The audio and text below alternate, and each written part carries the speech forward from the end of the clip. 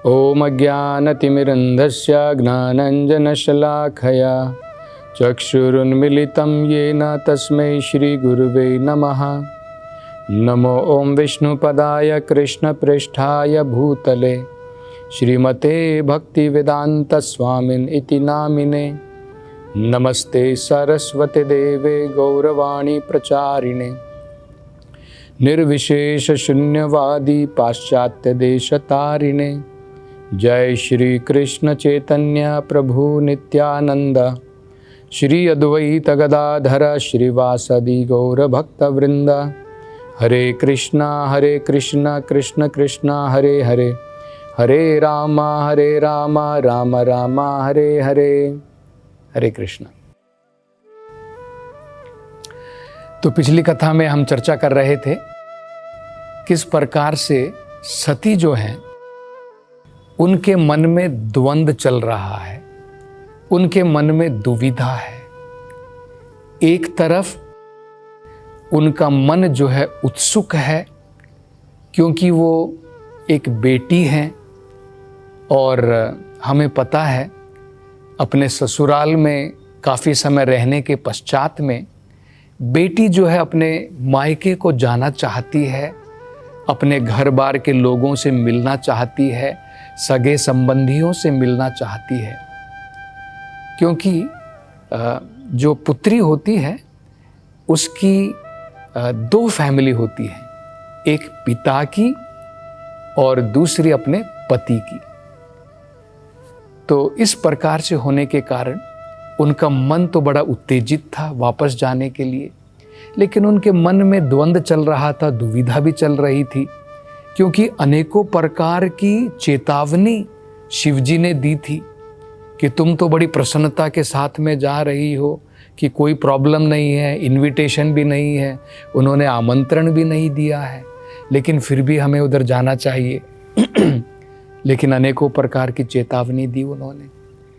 तो इस प्रकार से द्वंद्व चल रहा था। तो सती जो है कभी इधर घूम रही है, कभी इधर घूम रही है। क्योंकि मन में जब दुविधा चलती है तो हमने देखा है ना, व्यक्ति जो है मन से जब अशांत होता है तो शारीरिक रूप से भी अशांत हो जाता है, इधर उधर घूमता है, भटकता है। तो इस प्रकार से भटकने के पश्चात आंखों में अश्रु लेकर के वो शिवजी के पास में जाती हैं और वो सोच रही है कि शिवजी जो है सबके लिए बराबर हैं, बाकी सबके ऊपर तो दया करते हैं, मेरे ऊपर दया क्यों नहीं है? वो क्यों चाहते हैं कि मैं अपने घर को ना जाऊं? तो इस प्रकार से वो विचार कर रही है। तो एक स्त्री के लिए दोनों पूजनीय होते हैं, क्योंकि वो अर्धांगिनी कहलाती है, तो उसका पति भी उसके लिए आराधनीय है, पूजनीय होता है। इसी प्रकार से क्योंकि उनके पिता ने, उनकी माता ने उनको शरीर प्रदान किया है, तो वो भी पूजनीय है। लेकिन यहाँ पर सती को ये समझ में नहीं आ रहा है, जो भगवान शिव ने जो चेतावनी दी थी वो यही दी थी कि तुम्हारे पिता हो सकते हैं कि तुम्हें शरीर उन्होंने प्रदान किया हो, लेकिन तुम्हें ये समझना चाहिए कि आज की परिस्थिति इस प्रकार की है, अनुकूल नहीं है, प्रतिकूल है। अगर तुम वहां पर जाती हो वो अनफेवरेबल है। तो जो पिता जिन्होंने तुम्हें शरीर प्रदान किया है वो हो सकता है उसका कारण बन जाए कि तुम्हें ये शरीर छोड़ना ही पड़े, क्योंकि उस प्रकार का अपमानजनक वातावरण, उस प्रकार के अपमान को तुम सहन नहीं कर पाओगी और तुम जो है हो सकता है ये शरीर ही छोड़ दो। तो पहले ही शिवजी ने जो है ये प्रेडिक्ट कर दिया था, इसलिए उन्होंने मना किया कि सती तुम ऐसा मत करो, मैं जो कह रहा हूँ उसको मानो, अन्यथा अपमान मृत्यु के बराबर होता है। तो एक प्रकार से उन्होंने भविष्य जो है पहले ही बता दिया था। लेकिन फिर भी स्त्री जो होती है जनरली वो इतनी रैशनल नहीं होती है, वो इमोशनल होती है, वाम स्वभाव की होती है, मृदु होती है। और उसके कारण सती ने नहीं सोचा कि आगे क्या होने वाला है उसकी जो है कोई चिंता नहीं की, कोई परवाह नहीं की, और अपने पति के वचनों के ऊपर ध्यान ना दे करके घर छोड़ करके अब वो जो है अपने मायके की तरफ निकल पड़ती है। तो जब शिवजी ने देखा कि सती जो है वो मानी नहीं, उन्होंने जो है चेतावनी दी, वो चेतावनी अनसुनी उन्होंने कर दी और फिर भी जो है अपने मायके की तरफ जा रही है, तो तुरंत जो है शिवजी के जितने भी उनकी इच्छा के अनुसार, शिवजी की इच्छा के अनुसार जितने भी जो उनके अनुचर थे, अनुचर और जो भी उनके सेवक थे, यहाँ तक कि जो नंदी जो उनके प्रमुख सेवक हैं, वो सब जो हैं सती के साथ में अब जो है दक्ष के घर की तरफ प्रस्थान करते हैं।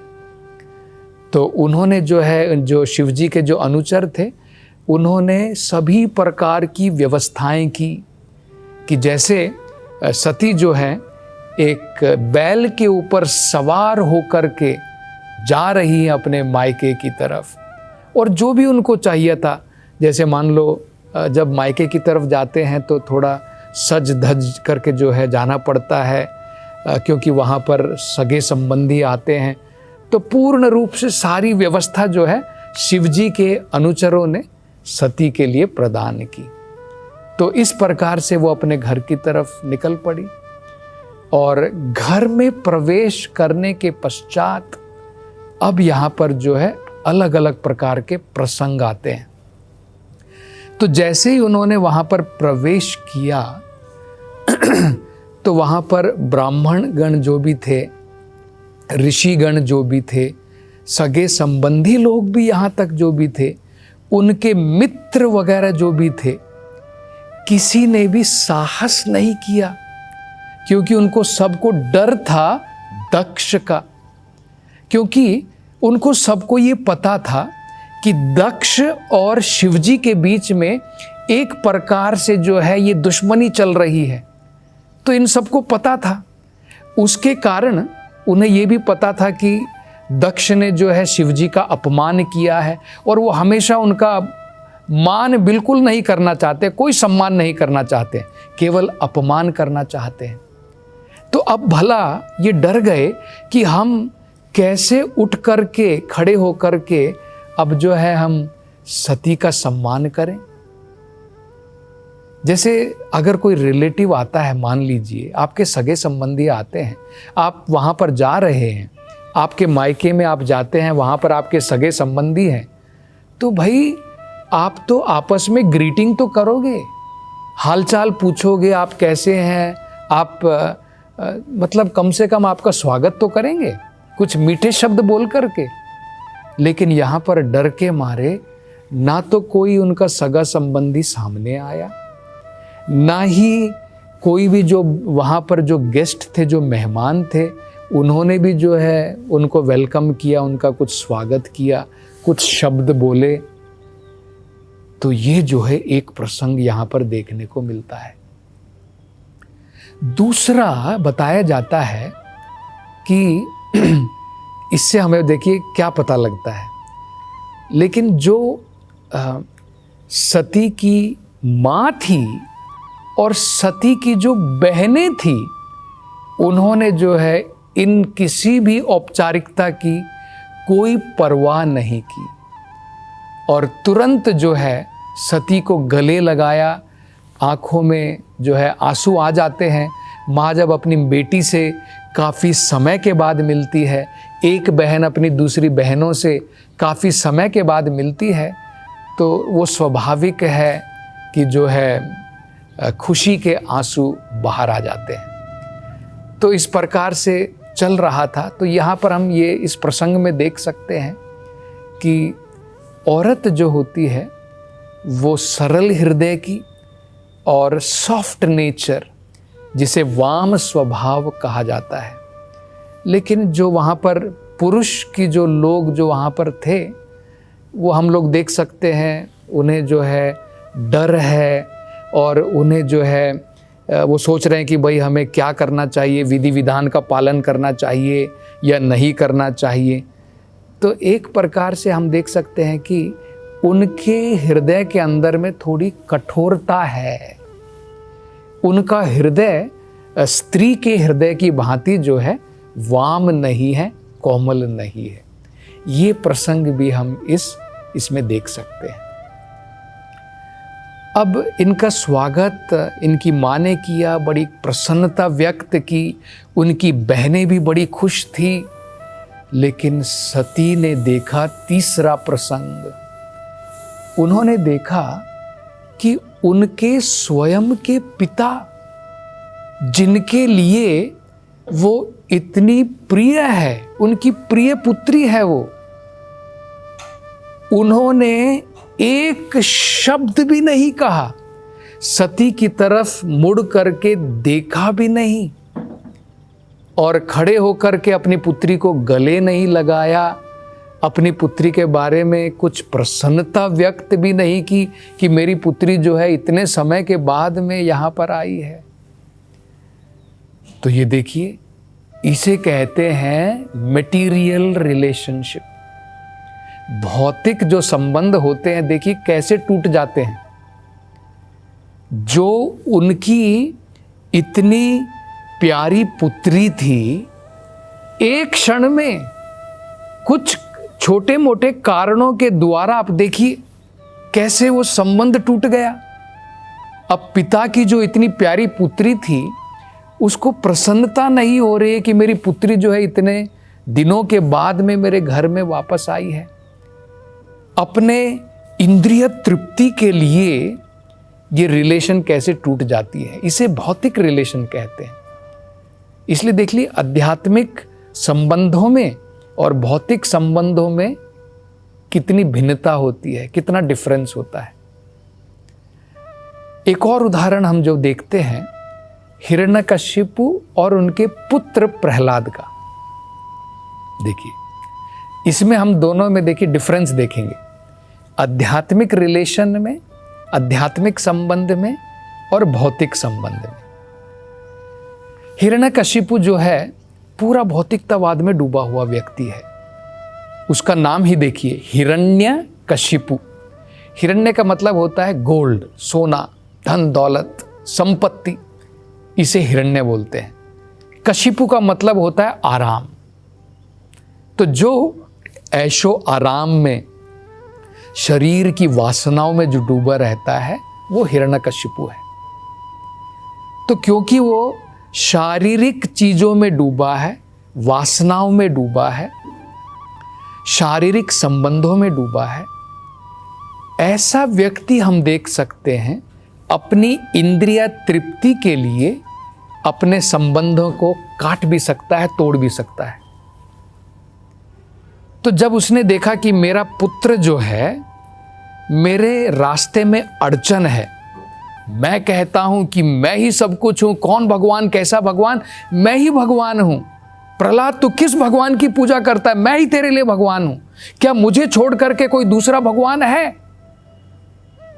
तो जब उसके पुत्र ने कहा कि नहीं, आप और मैं सब भगवान के सेवक हैं, तो जब इस प्रकार से प्रहलाद ने अपने पिताजी की बात नहीं मानी और उसकी इंद्रिय तृप्ति में जब बाधा पड़ी कि मैं ही ईश्वर हूं और ये मूर्ख कह रहा है कि दूसरा कोई ईश्वर है, तो देखिए अपने बेटे तक को स्वयं मारने के लिए तैयार हो गया। पहले तो अपनी सारी शक्तियों का प्रयोग किया पुत्र को मारने के लिए, बाद में स्वयं अपनी तलवार निकाल करके उसने कहा, मैं देखता हूं तेरा भगवान कहां है तुझे बचाने के लिए, कहां से आता है, क्या तेरा भगवान इस खंबे के अंदर में है, तो मैं देखता हूं तुझे कैसे बचाता है। तो खंबे के ऊपर वार करता है और तब उसमें से भगवान नरसिंह निकल करके जो है आते हैं, प्रकट होते हैं और अपने महान भक्त प्रहलाद की रक्षा भी करते हैं। तो देखिए, ये हो गया भौतिक संबंध। भौतिक संबंध में व्यक्ति जो है संबंध की तब तक परवाह करता है जब तक सब कुछ अनुकूल है उसके लिए, उसकी इंद्रिय तृप्ति के लिए। जैसे ही उसका मान सम्मान उसको हानि पहुंच रही है, जैसे ही उसके आनंद को हानि पहुंच रही है, तुरंत जो है उस संबंध को तोड़ देता है। यही दक्ष ने किया, यही हिरण्यकशिपु ने किया। ये भौतिक संबंध है। और देखिए, हम भौतिक संबंधों के लिए अपनी जान दे देते, कितने मूर्ख हैं। आध्यात्मिक संबंध देखिए, हिरण्यकशिपु ने अपने पुत्र को मारने के लिए कितने प्रयास नहीं किए, सारे प्रकार के प्रयास किए। अब पुत्र जो है सोच सकता था कि कैसा पिता, ये तो दानव है, राक्षस है, इसकी मैं सेवा क्यों करूं, इसके लिए मुझे कुछ भी जो है दया की क्या जरूरत है। लेकिन देखिए, आध्यात्मिक संबंध कितना महत्वपूर्ण है। जब भगवान ने हिरण्यकशिपु को मार दिया, मारने के बाद में जब भगवान शांत हुए और कहा कि प्रहलाद, मैं तुमसे बड़ा प्रसन्न हूं तुम्हारी भक्ति के द्वारा, कुछ वर मांग लो, तो प्रहलाद ने कहा कि भगवान मुझे कुछ नहीं चाहिए, मैं हमेशा आपके विचारों में डूबा रहता हूं, मेरे लिए इससे बढ़कर के और कुछ नहीं है, मुझे वरम न याचे, मुझे कोई वर की जरूरत नहीं है, लेकिन आप फिर भी अगर मुझे कुछ वरदान प्रदान करना चाहते हो तो मैं अपने पिताजी के बारे में सोच रहा हूं, जो आपसे हमेशा द्वेष रखते थे, उनकी क्या गति होगी भगवान, कृपा करके उनका उद्धार कीजिए। ये होते हैं आध्यात्मिक संबंध। जिसके ऊपर इतनी घृणा की, जिसके ऊपर इतना जो है जुल्म किया, उसके भी उद्धार के लिए प्रहलाद सोच रहा है। ये आध्यात्मिक संबंध होता है। तो ये प्रसंग हम यहाँ पर देख सकते हैं। तो जब सती ने ये देखा और अब आगे वो सती क्या देखती हैं, क्या वहाँ पर अनुभव करती हैं, इसकी चर्चा हम अगली कथा में करेंगे। हरे कृष्णा।